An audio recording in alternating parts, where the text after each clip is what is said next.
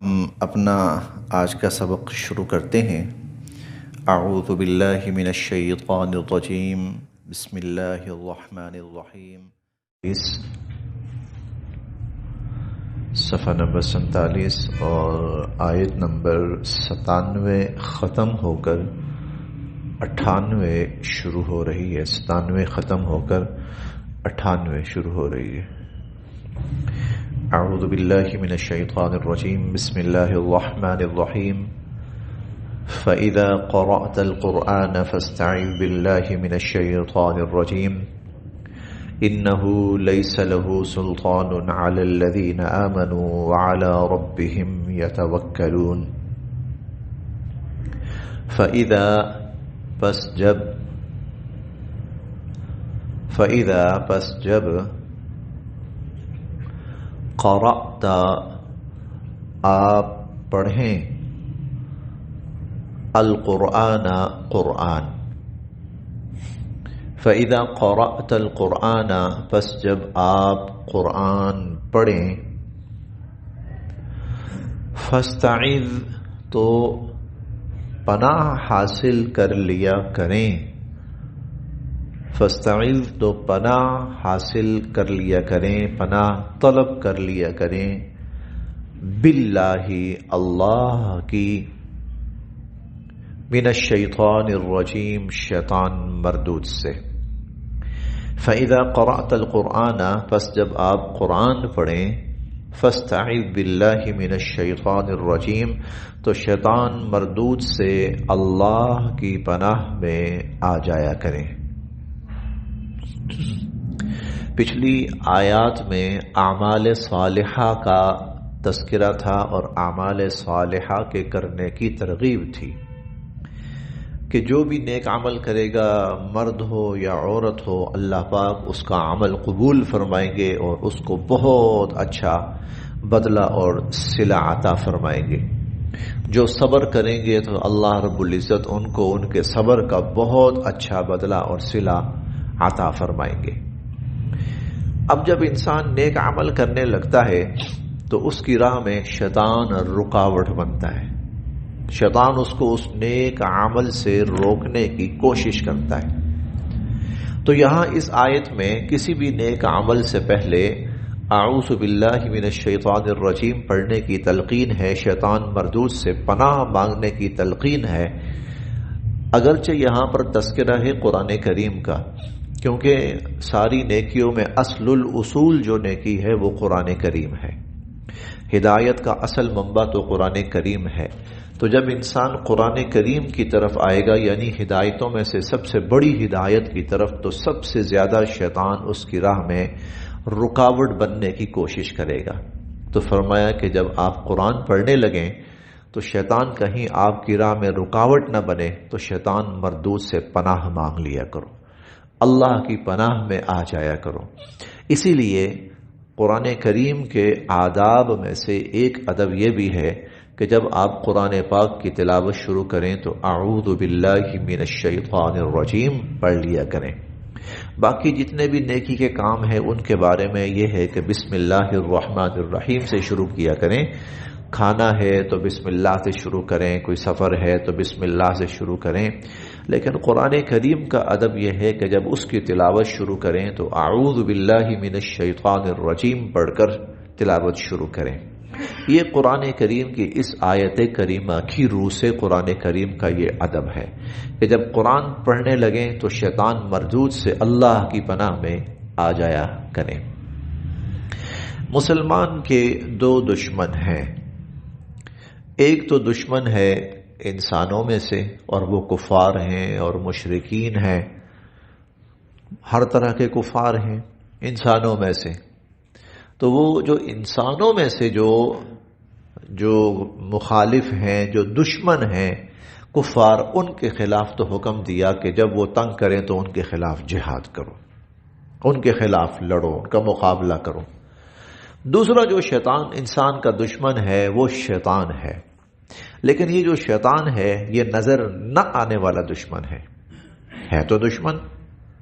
قرآن کریم کہتا ہے انہو لکم عدو مبین، بہت بڑا دشمن ہے یہ، تو یہ نظر نہیں آتا، انہو یراکم ہوا وقبیلہ من حیث لا ترونہم، یہ سورۃ الاعراف 8ویں پارے میں ہم نے پڑھا. شیطان اور اس کا قبیلہ تمہیں وہاں سے دیکھتا ہے جہاں سے تم ان کو نہیں دیکھ سکتے، کہ وہ تمہیں دیکھتے ہیں لیکن تم ان کو نہیں دیکھ سکتے. اب چونکہ یہ جو ہے دشمن غیر مرئی ہے، نظر نہ آنے والا ہے، اسی لیے اس کے مقابلے کے لیے کیا ہے کہ اللہ سے مدد مانگو، اللہ کی پناہ میں آ جاؤ. کیوں؟ اللہ تو اس کو دیکھ رہے ہیں. جب آپ اللہ سے مدد مانگیں گے تو اللہ تعالیٰ اس کے مقابلے پر آپ کی مدد فرمائیں گے اور آپ کو اس کے اوپر کامیاب، غالب اور فتح یاب فرمائیں گے. فَإِذَا قَرَأْتَ الْقُرْآنَ، جب آپ قرآن کی تلاوت کریں، فَاسْتَعِذْ بِاللَّهِ مِنَ الشَّيْطَانِ الرَّجِيمِ، تو شیطان مردود سے اللہ کی پناہ میں آ جایا کریں. اِنَّهُ، بے شک وہ شیطان، لیسا نہیں ہے، لہو اس کا، سلطان کوئی زور. انہو لیس لہو سلطان، اس شیطان کا کوئی زور نہیں چلتا، اس کی کوئی تدبیر نہیں چلتی. علی الذین آمنوا، ان لوگوں پر جو ایمان لائے. وعلی ربہم، اور وہ اپنے پروردگار پر یتوکلون، بھروسہ رکھتے ہیں. جو اللہ پر ایمان رکھتے ہیں اور اللہ کی ذات پر بھروسہ رکھتے ہیں تو پھر شیطان ان کا کچھ نہیں بگاڑ سکتا. یہ بات ہم نے پیچھے 14ویں پارے میں پڑھی ہے، 8ویں پارے میں بھی پڑھی ہے کہ اللہ تعالیٰ نے فرمایا تھا ان عبادی لیس لک علیہم سلطان، اے شیطان جو میرے بندے ہوں گے ان کا تو کچھ نہیں بگاڑ سکتا، تیرا کوئی داؤ ان کے اوپر نہیں چلے گا. تو یہاں اسی کا تذکرہ ہے کہ انہو لیس لہ سلطان علی الذین آمنوا، ایمان والے جو ہوتے ہیں، کیونکہ ایمان والے ہما وقت اللہ سے مدد مانگتے ہیں اور شیطان سے پناہ مانگتے ہیں. نتیجہ کیا ہوتا ہے کہ شیطان مردود ملعون کے مقابلے میں اللہ پاک ان کی مدد فرماتے ہیں اور شیطان کا ہر وسوسہ ناکام فرماتے ہیں. وعلی ربہم یتوکلون، اور وہ اپنے رب پر بھروسہ رکھتے ہیں. انما، بے شک اس کا، بے شک سلطانہ، اس کا زور، شیطان کا زور، شیطان کا داؤ، شیطان کی طاقت، علی الذین، ان لوگوں پر چلتی ہے، یتولونہ، جو اس کو اپنا دوست بناتے ہیں. والذین، اور وہ لوگ، ہم بہ مشرکون، جو اللہ کے ساتھ شرک کرتے ہیں.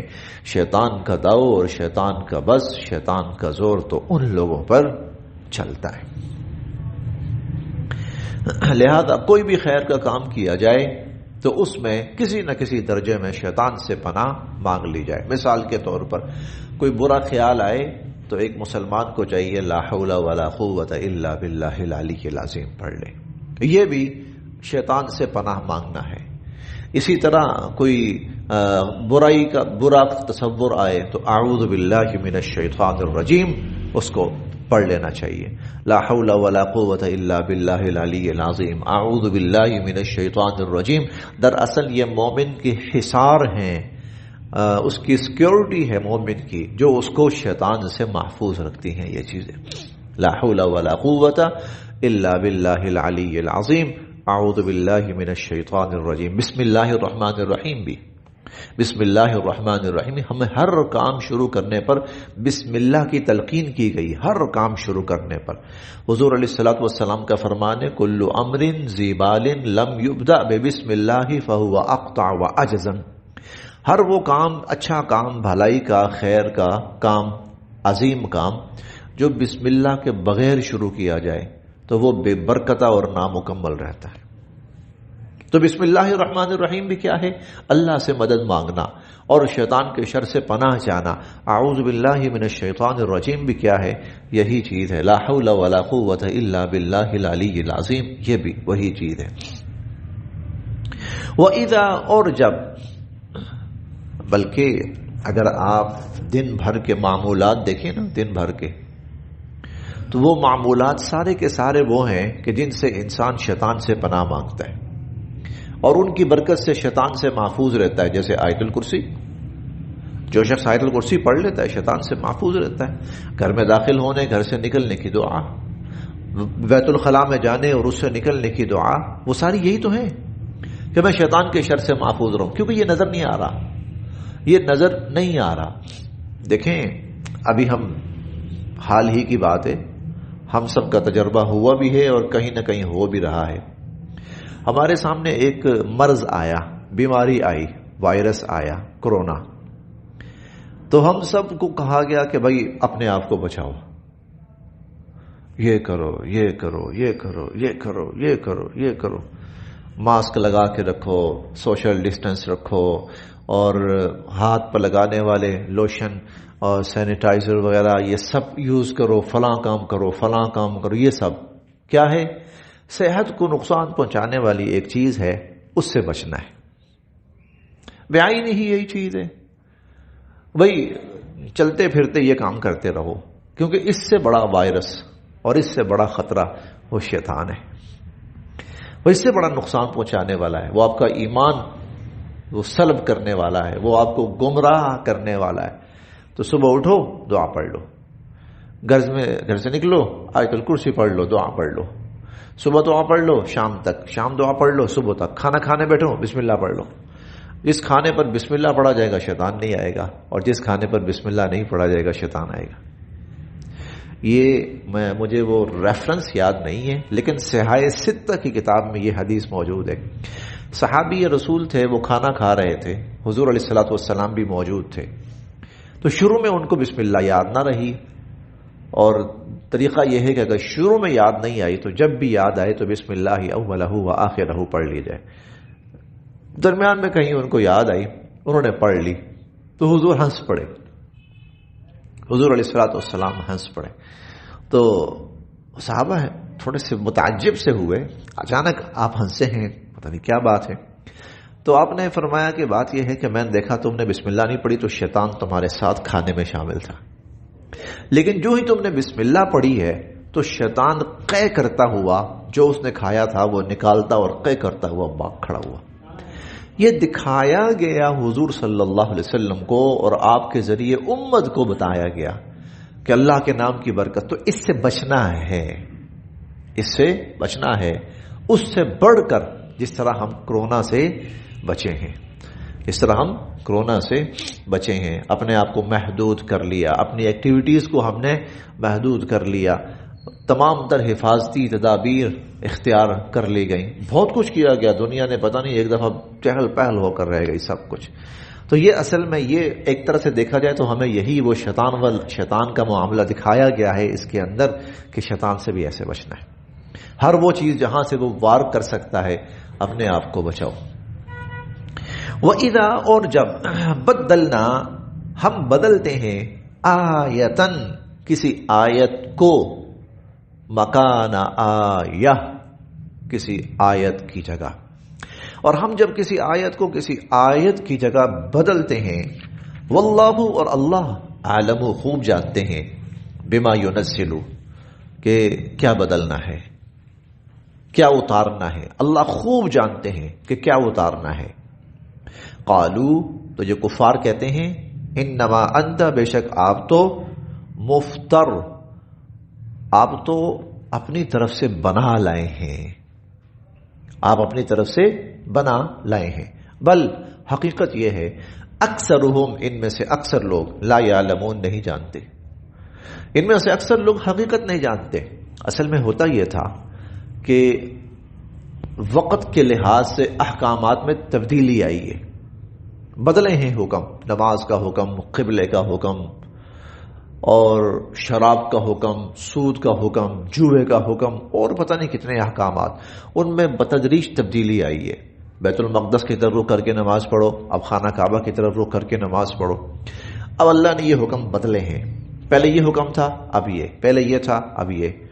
وہ بدکاری کی سزا پہلے کچھ اور تھی، بعد میں پھر بدلی گئی. وراثت کا حکم پہلے کچھ اور تھا، بعد میں بدلا گیا، لیکن وہ وقت کی نوعیت کے مطابق ہوتا تھا.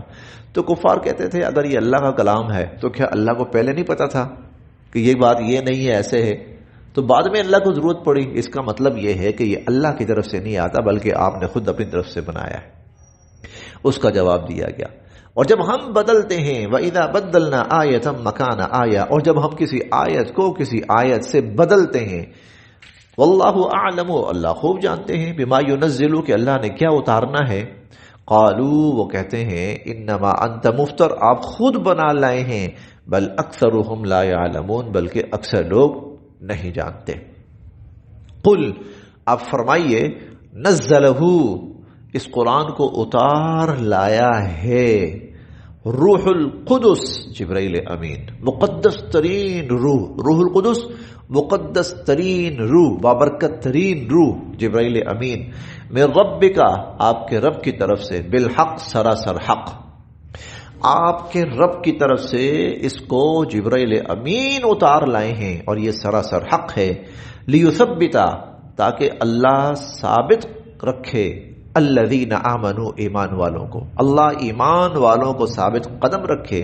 وہدا اور یہ ہدایت ہے وبشرا اور خوشخبری ہے للمسلمین فرما برداروں کے لیے. وَلَقَدْ اور یقیناً نعلم ہم یہ بھی جانتے ہیں نعلم ہم جانتے ہیں انہم کہ یہ لوگ یقولون کہتے ہیں وَلَقَدْ نعلم اور ہم جانتے ہیں انہم یقولون یہ لوگ کہتے ہیں کہ انما یعلمہ کہ حضور علیہ الصلوۃ والسلام کو یہ سب سکھاتا ہے بشر ایک آدمی. ہم جانتے ہیں یہ لوگ کہتے ہیں کہ حضور علیہ الصلوۃ والسلام کو یہ سب ایک آدمی سکھاتا ہے ایک انسان سکھاتا ہے.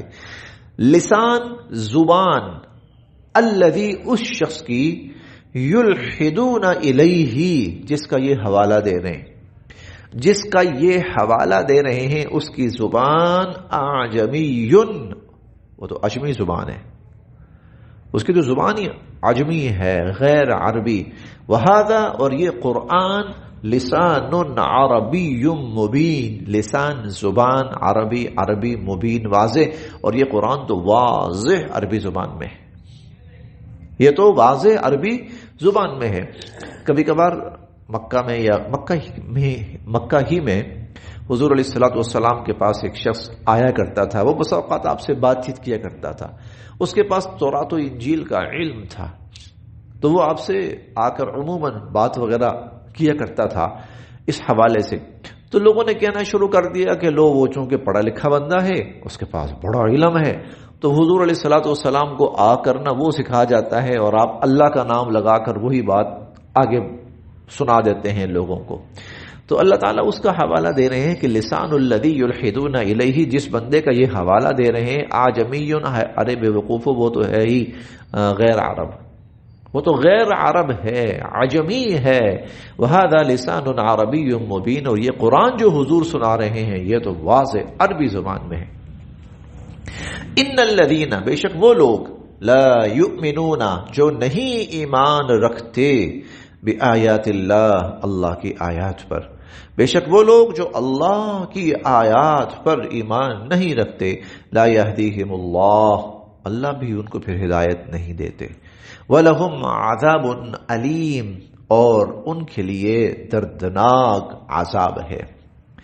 انما یفتری بے شک منسوب کرتے ہیں الکذب جھوٹ تو وہ لوگ بول رہے ہیں جھوٹے الزام تو وہ لوگ لگا رہے ہیں الذین جو لا یؤمنون نہیں ایمان رکھتے بآیات اللہ اللہ کی آیات پر جو اللہ کی آیات پر ایمان نہیں رکھتے جھوٹے الزام تو وہ لوگ لگا رہے ہیں. وَأُولَئِكَ هُمُ الْكَاذِبُونَ اور وہی لوگ جھوٹے ہیں. من کفر جو شخص جس نے کفر کیا باللہ اللہ کے ساتھ من بعد ایمانہ ایمان لانے کے بعد جس شخص نے ایمان لانے کے بعد کفر کا ارتکاب کیا کفر کو اختیار کیا کفر کو اپنایا الا سوائے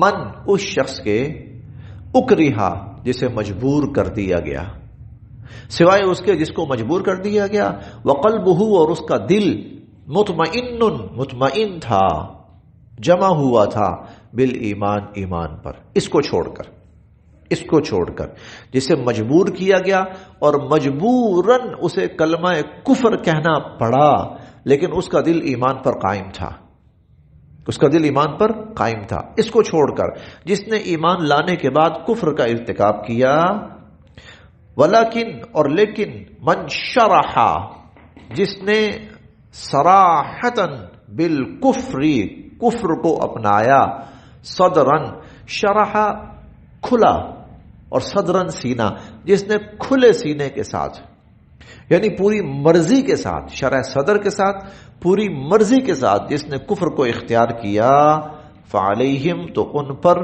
غضب من اللہ، اللہ کا غضب نازل ہوگا. فعلیہم غضب من اللہ، ان پر اللہ کا غضب نازل ہوگا. وَلَهُمْ اور ان کے لیے عذاب عظیم بہت بڑا عذاب ہے. وَلَهُمْ عذاب عظیم اور ان کے لیے بہت بڑا عذاب ہے. چلیں جی آج ہم یہاں تک ہی پڑھتے ہیں، باقی انشاءاللہ پھر کل دیکھ لیں گے.